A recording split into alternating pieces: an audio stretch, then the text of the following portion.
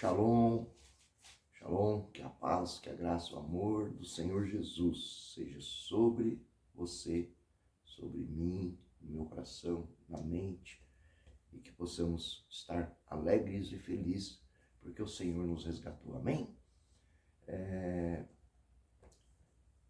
Hoje, dia 21 de julho de 2024. Na madrugada desse dia, Deus me põe de pé.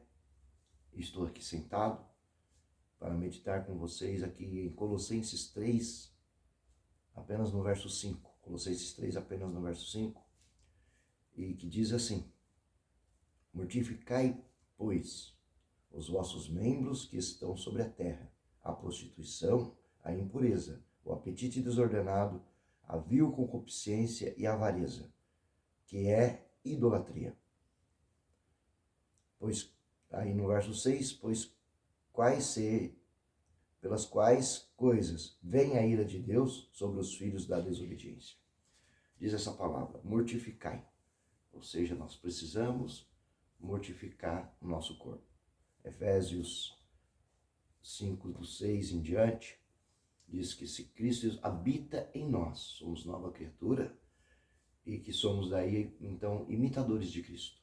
Imitadores significa parecer, significa ser igual, imitar aquilo que Deus é. O caráter de Deus precisa vir sobre nós.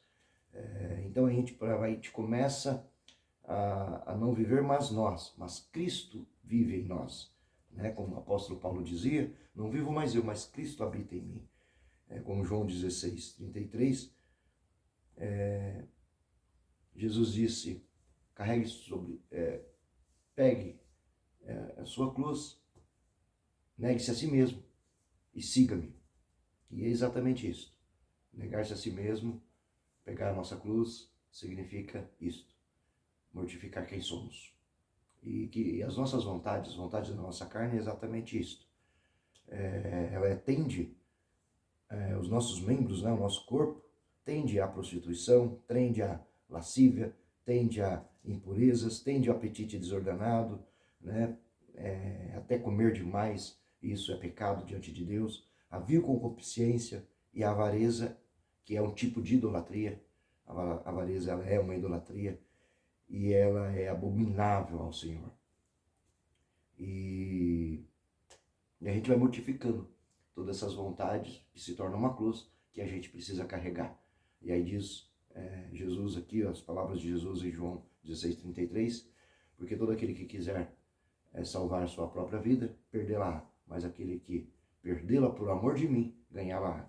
E ele diz também nessa palavra que ele sofreu as aflições, ou seja, ele precisou vencer essas lutas, essas batalhas, mas ele venceu o mundo.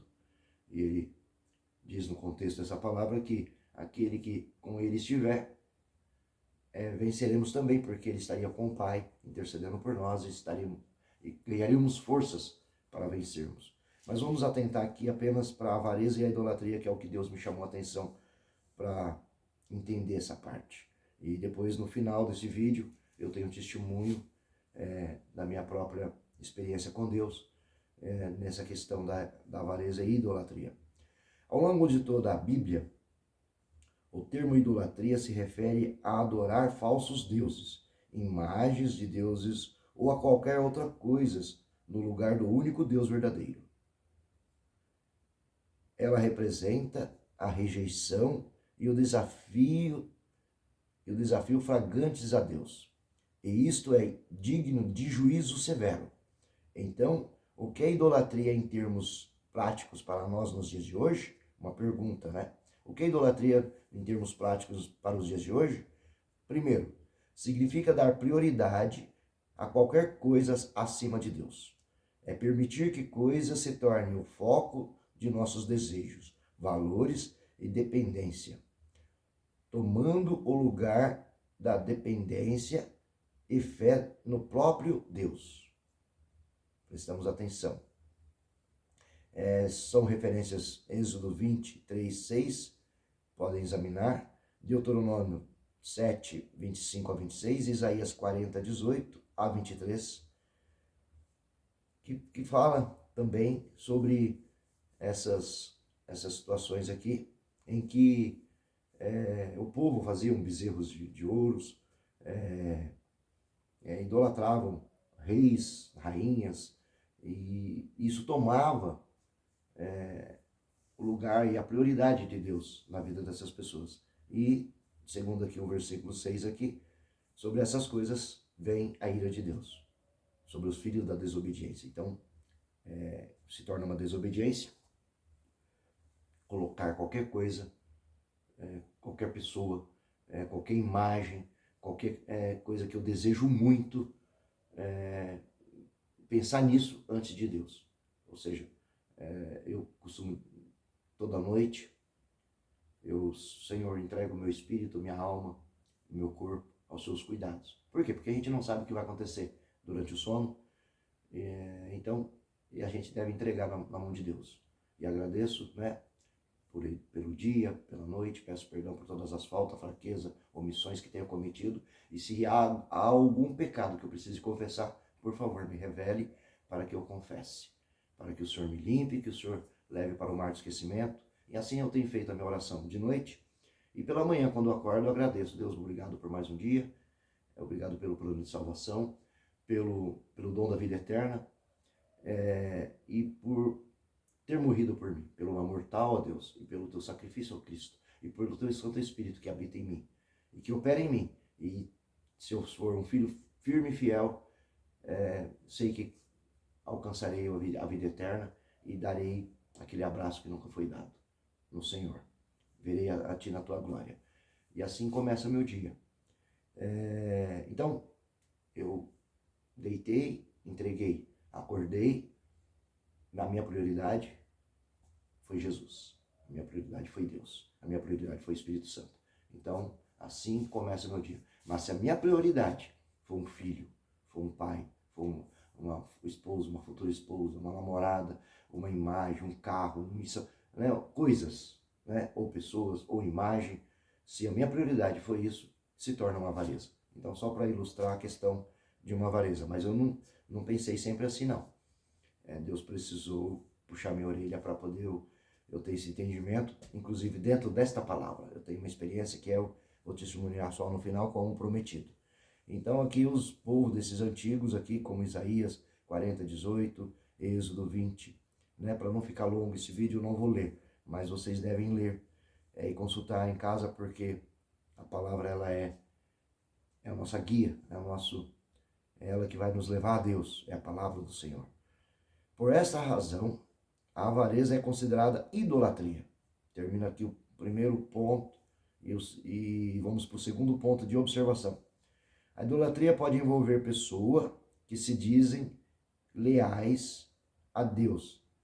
E a palavra ao mesmo tempo, são tão leais ou até mesmo mais leais a pessoas, instituições, tradições ou autoridades terrenas. Tá? Tudo que eu acabei de falar. É o segundo ponto. E a nada podemos dar maior prioridade na vida do que ao relacionamento com Deus e a sua palavra. Tá?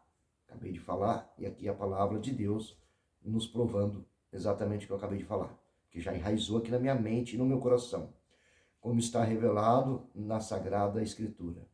E aqui vamos para Romanos 1, 22, 23. Romanos 1, 22, 23, eu amo Romano,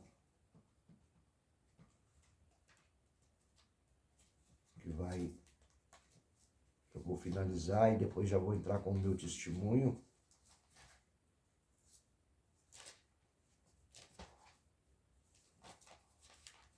Que vai exatamente ilustrar o que eu vivi nesta palavra. Romanos 1, 22 e 23.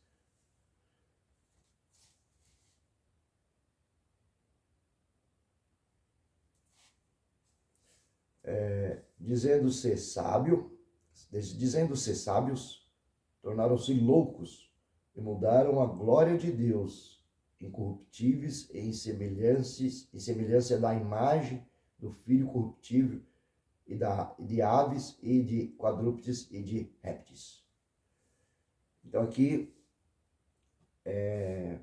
fala bem claro, né, que a imagem e glória de Deus, ela é para ser única. Nós não podemos mudar e nem colocar essa glória em nada. Deus não divide a glória dele com ninguém, com coisas, com pessoas, com imagem, com ídolos. Não, Deus não divide. Ele é um único Deus, o suficiente, né? Ele é o Deus Todo-Poderoso. Não divide a glória, não divide a sua majestade, e ele é único. Então, mas pessoas do antigamente quiseram, né, mudar, quiseram fazer com que Deus colocasse a glória, colocasse um brilho, né, no bezerro de ouro e em coisas. E Efésios 5, do 5 ao 6, porque bem sabei isto, que nenhum fornicador, tudo que eu falei, ou impuro, ou avarento, o qual é idólatra, tem herança no reino de Cristo. Ninguém vos engane com qualquer outras palavras. Então, qualquer outras palavras que foge à Sagrada Escritura, foge à palavra de Deus, foge ao Novo e Velho Testamento, que ninguém vos engane. Então, ficarão fora do reino de Deus os fornicadores, os impuros, os avarentos, os idólatras, os homicidas. Então todos esses ficaram fora do reino de Deus. Os avarentos, os comilões, os beberrões, eles ficaram fora do reino de Deus. Porque a avareza é idolatria, porque a avareza se torna tipo de um Deus minúsculo, claro, não é um Deus maiúsculo, e se torna centro das atenções e prioridade na vida daquele que pratica a avareza. Então eu não posso praticar a avareza, você não pode praticar a avareza, porque ela se torna uma idolatria, que são as mesmas coisas. Então nada, ninguém, imagem, nada pode ocupar o lugar de Deus. Eu quero muito ser bem-sucedido, fazer faculdade, ser próspero, ter riquezas. Pode, não é que não pode, mas você não pode querer mais isso do que a Deus. Você não pode desejar isto mais do que a Deus, porque se torna uma avareza. Eu não posso, eu perdi um ente querido, alguém que eu amava muito, alguém que faz falta para mim hoje. Eu não posso ter prioridade nessa pessoa. Eu tinha um tio meu que eu amava muito, e eu perdi ele, e durante muito tempo eu guardei a foto dele, e tinha muito tempo, passava olhando a foto, imaginando ele, lembrando dele, e um dia Deus me acordou e me incomodou, e fez que eu pegasse aquela foto e rasgasse. Porque ele é um tio querido, e vai ser até hoje, mas ele não pode ocupar o primeiro lugar na minha vida. Ele não pode ocupar o primeiro lugar na sua vida. Qualquer imagem, qualquer semelhança, qualquer memória que a nossa alma venha trazer, e que muitas vezes até nos machuca, até nos fere, e quando isso acontece, é porque Deus não está habitando em nós. Eu mesmo aprendi na minha caminhada cristã que quando a ausência de Deus não está em nós, quando a gente não sente a comunhão, quando a gente não sente aquela alegria, que não sente a presença do Senhor, porque a presença do Senhor ela é sentida por nós, para quem sente sabe como é que é. Ela se manifesta através de lágrimas, de choro, de sentimento, de um calor que a gente não consegue descrever em palavras, mas a gente sente. E quando isso a gente começa a não sentir, a gente deve se preocupar, porque mesmo quando Deus está em silêncio com a gente sente a presença dele, a gente sente o silêncio. Muitas das vezes a gente faz, como Salmo 5:3, de manhã, ó Deus, quando o sol nasce, eu apresento a Ti a minha oração e aguardo por Suas respostas. E às vezes as respostas não vêm, mas a gente sente aquela paz, aquela alegria, que é a presença dele em nós. E isso nos conforta, isso nos alegra, isso nos completa. Então ele não está respondendo, e muitas das vezes existe até um louvor que quando Deus está em silêncio é porque ele está trabalhando ao nosso favor. E isso eu tenho vivido na prática. Mas existe um silêncio de Deus que a gente não sente a presença dele, não sente ele próximo da gente. E aí eu aprendi a me questionar, não questionar Deus, a me questionar. Onde estou errando? Esse dia eu passei por uma experiência de cálculo renal e na palavra de Deus diz que ele esquadrinha os rins. E ele usou, muitas das vezes, essa questão da dor de cálculos renais em mim para me consertar, para me corrigir. E ele me trouxe hoje para a presença de Deus e trouxe hoje essa espiritualidade que eu venho vivenciando, venho vivendo na prática, e por graça e misericórdia de Deus, eu tenho vivendo isso, tenho crescido, subido degraus e mergulhado nas coisas espirituais, né? Nas profundezas e nas águas, na largura, altura, profundidade, no cumprimento das coisas espirituais. E ele me trouxe exatamente pelas questões do rins. Ele me tocava lá e me trouxe. Eu vivi essa experiência há pouco e era apenas para acrescentar minha fé. E foi maravilhosa essa experiência, foi diferente das demais, que era para correção, mas dessa foi para ele me acrescer em fé. E para testemunhar. E hoje testemunho de novo esse milagre que eu urinei a pedra, num estralo de dedo, e foi glorioso essa experiência. Mas aqui o testemunho não é este. O testemunho é que Deus me chamou de idólatra e de avarento. E eu não questionei ele, mas fiquei, como diz a linguagem popular, com a pulga atrás da orelha. Porque no avanço espiritual que eu estava tendo, que estou vivendo, por uns bons anos eu venho me abstendo de viver a minha própria vontade, de viver, como diz a Sagrada Escritura que acabamos de ler. Eu tenho vivido sozinho, sem namorada, sem esposa, esperando na promessa do Senhor, esperando a prometida que o Senhor pode me trazer e que me prometeu de trazer e que busco dele. Fácil não é esperar, mas por bons anos eu tenho vivido essa espera, tenho vivido essa necessidade, mas renunciando a mim mesmo, renunciando às minhas vontades, à vontade da minha carne. E falar que é fácil é mentira.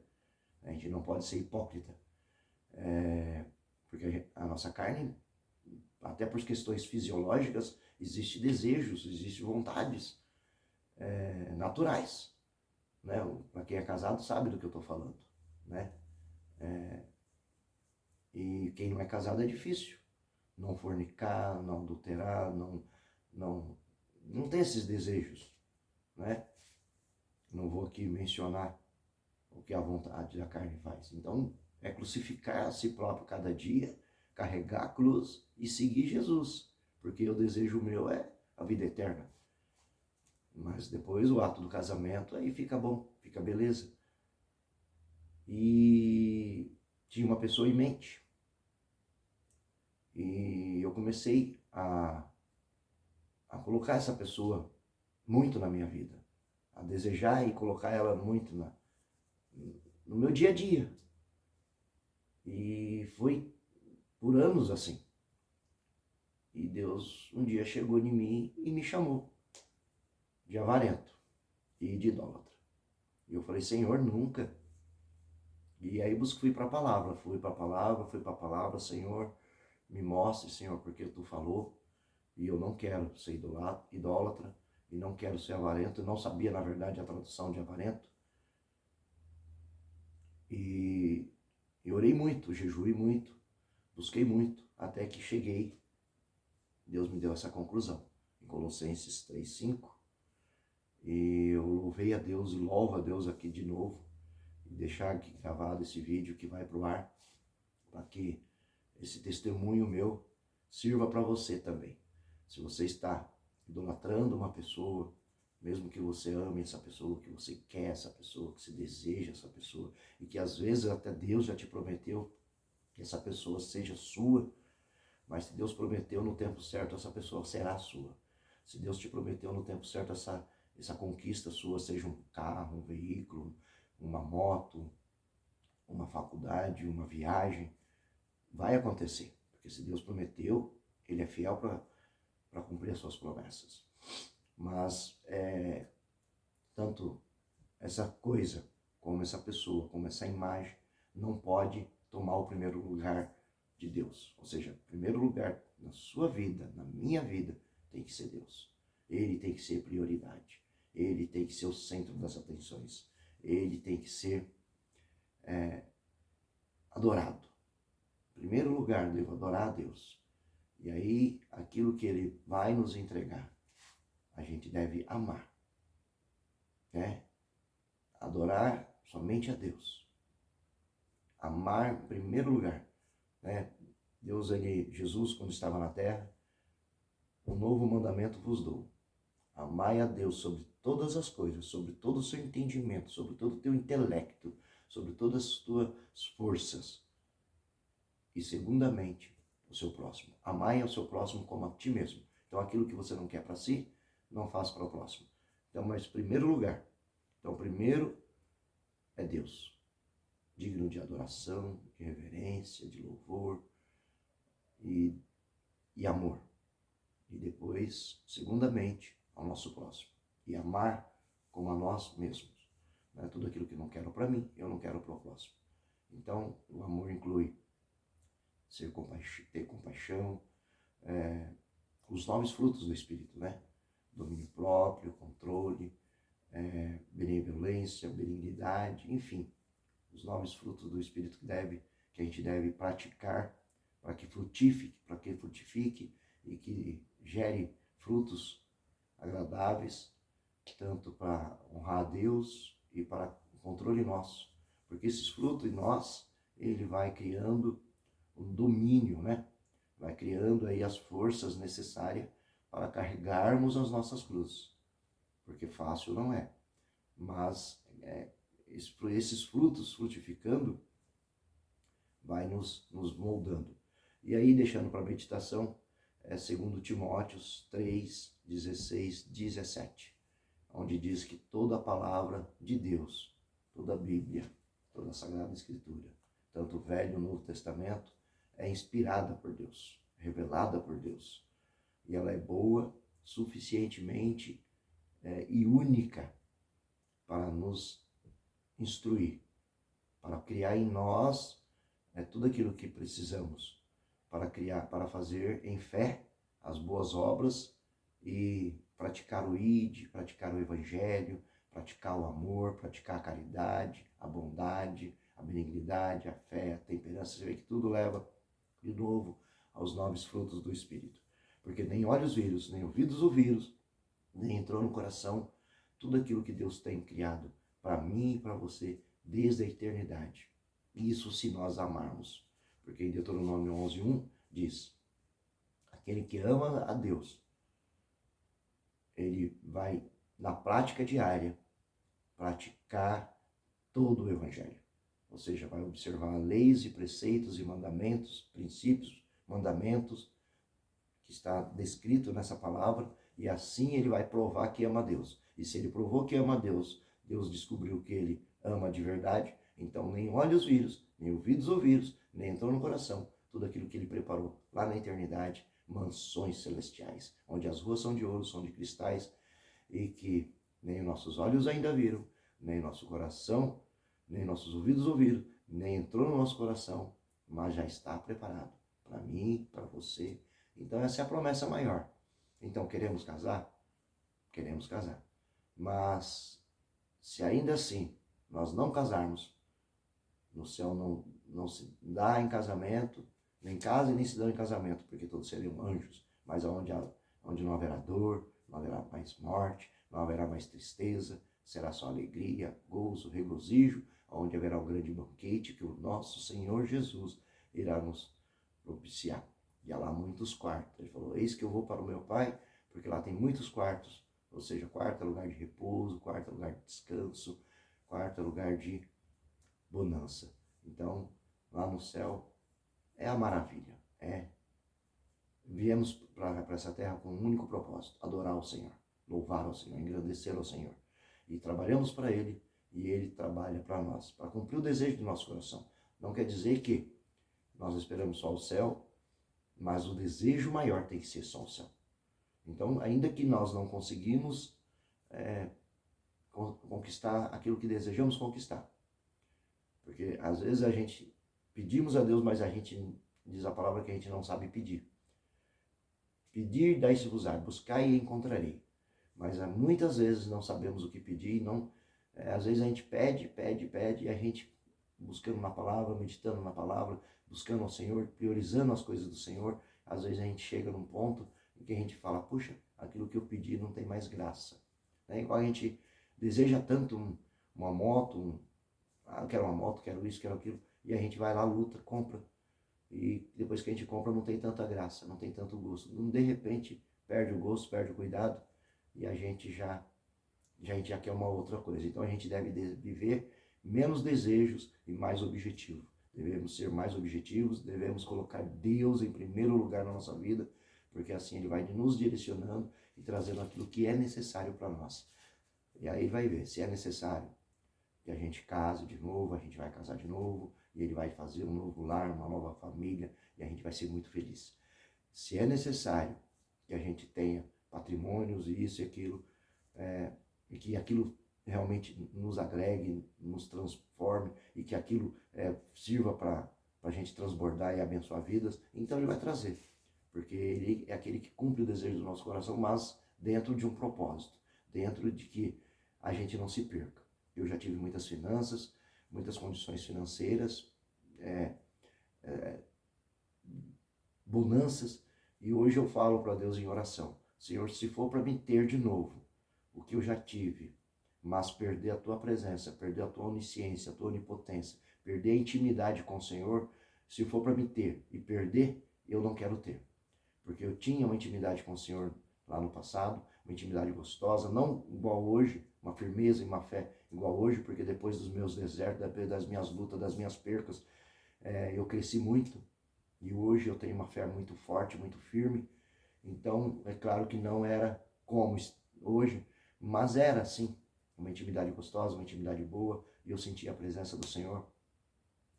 E depois que veio a bonança financeira, eu afastei dos caminhos do Senhor, e depois eu tive muita perca na área espiritual. Eu tinha o dinheiro para comprar, mas o dinheiro muitas vezes não comprava aquilo que só a presença compra.